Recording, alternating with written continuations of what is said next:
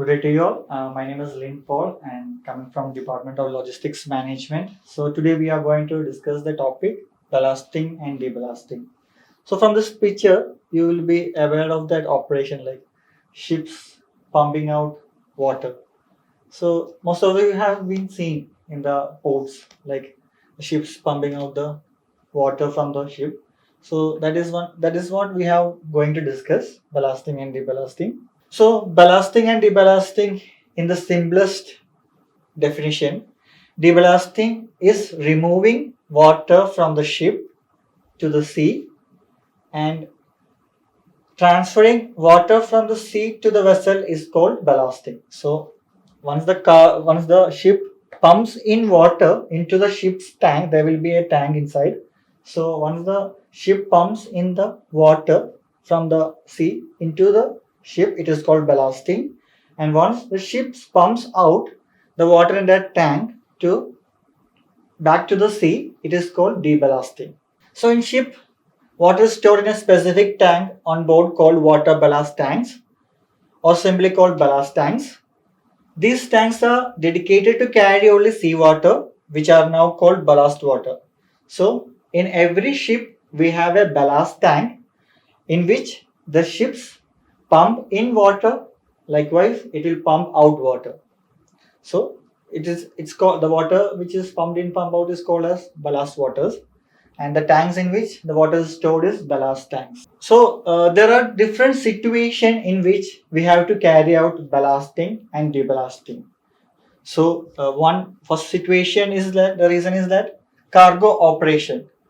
So cargo operation is the process of transferring the cargo from the shore facility, from the port, from the container terminal into the ship called loading. From the port we have to load the cargo into the ship, and from the ship to the shore, that is to the port. From ship we have to unload it to the shore terminal, that is called unloading or discharge.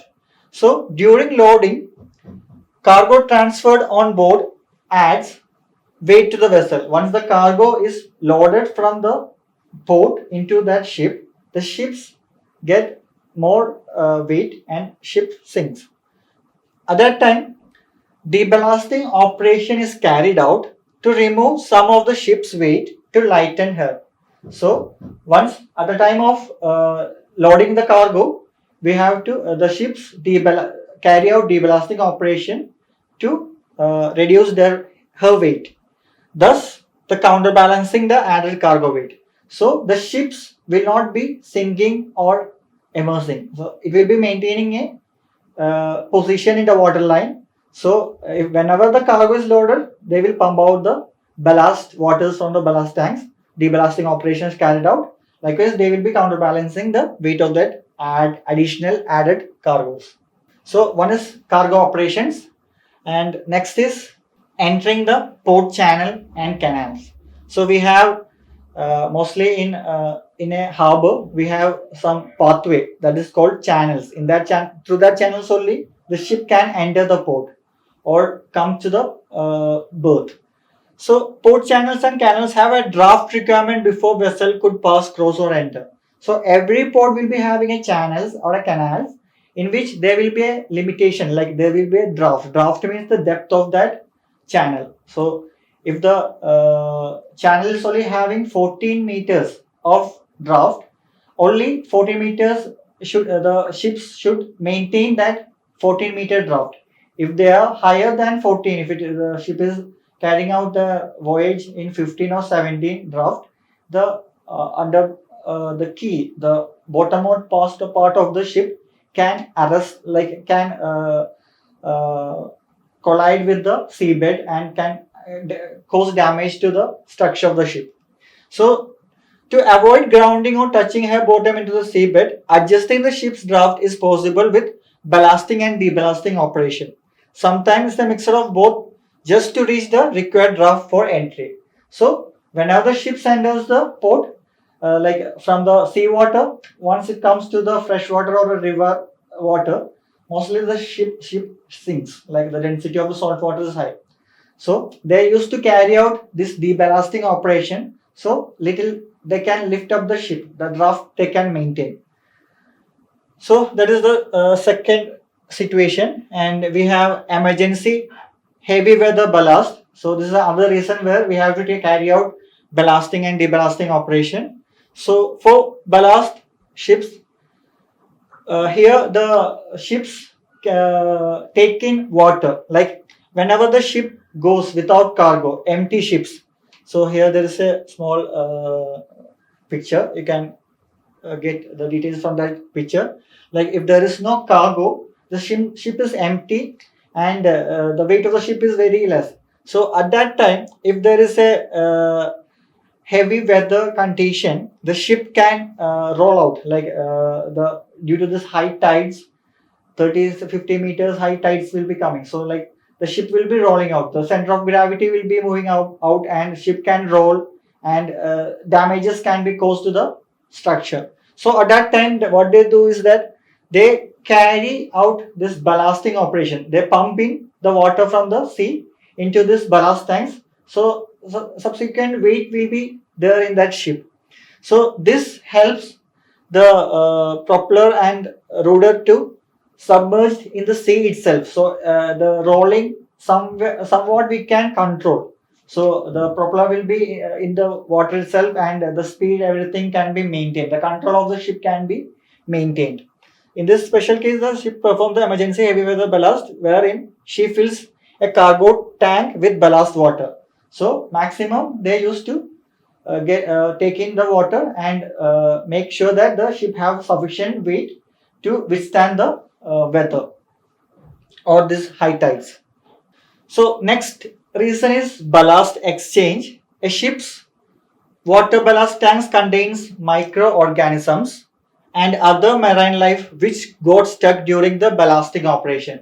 So whenever the ships goes to one port and to carry out this ballasting and deballasting operation, once the ballasting operation is carried out, like we are pumping in seawater into the ballast tanks, there will be microorganism available in that seabed, and they will be sucking it out into this ballast tanks. And these creatures get a free ride from one port to another depending on the ship's voyage. If it is going from Cochin to Dubai, the microorganism from the Cochin sea area will be pumped into this ballast tanks, and it will be having a free ride to Dubai. So the vessel conducted ballast exchange in the open sea, usually a few nautical miles from land, before arriving the port. She pumps out the current ballast water and replaces it with the water in that area. So mostly in coastal areas, only this microorganism will be the presence of the microorganism will be high. So once it goes out of Cochin port in the international seas, they do a ballast exchange. They pump out and they pump in the water from the international waters, and once they reach the Dubai port also, before entering that land area also, they will be carrying out this ballast exchange, and they will be entering into the port area. So this microorganisms will be disposed in the same place where it has been collected. So in port, they have to carry out ballasting and deballasting operation at the time of cargo operation. So they can't they can't restrict, like we can't do this because the microorganism can get in like that. So they have to carry out, and they will dispose it in the outer sea, and they do the ballast exchange and go. And next situation for this ballasting and deballasting operation is grounding. So when a ship runs aground, a portion of the weight rests on the seabed.